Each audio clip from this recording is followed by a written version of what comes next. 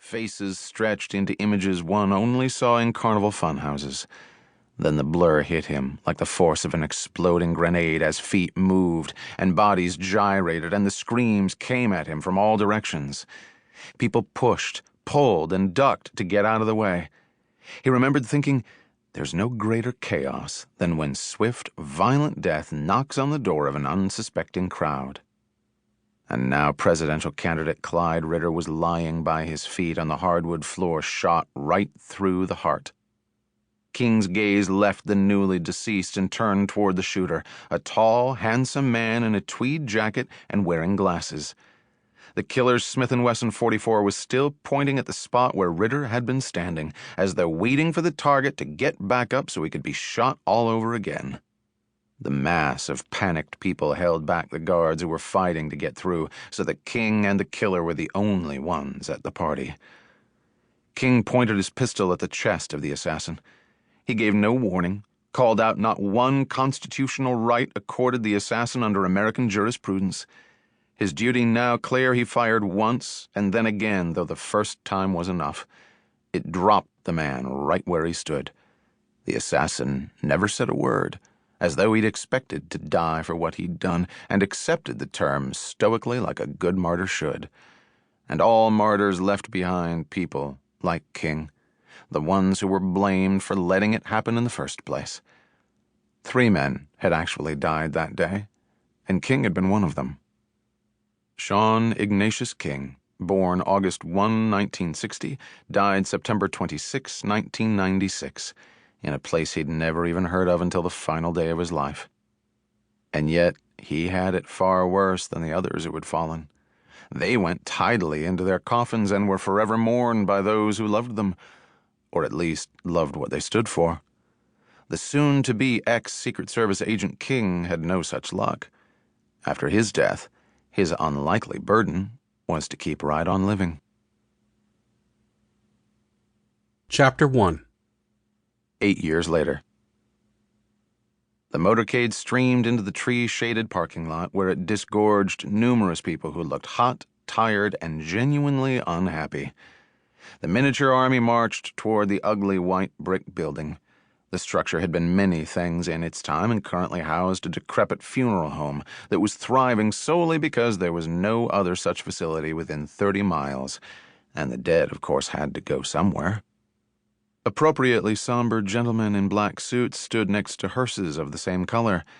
A few bereaved trickled out the door, sobbing quietly into handkerchiefs.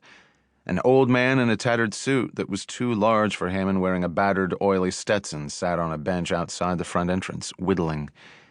It was just that sort of a place, rural to the hilt, stock car racing and bluegrass ballads forever.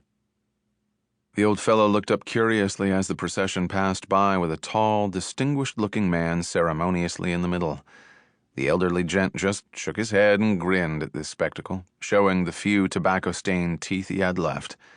Then he took a nip of refreshment from a flask pulled from his pocket and returned to his artful wood carving. The woman, in her early 30s and dressed in a black pantsuit, was in step behind the tall man.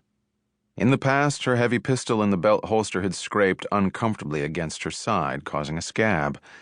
As a solution, she'd sewn an extra layer of cloth into her blouses at that spot and learned to live with any lingering irritation. She'd overheard some of her men joke that all female agents should wear double shoulder holsters because it gave them a buxom look without expensive breast enhancement. Yes, testosterone was alive and well in her world. Secret Service agent Michelle Maxwell was on the extreme fast track.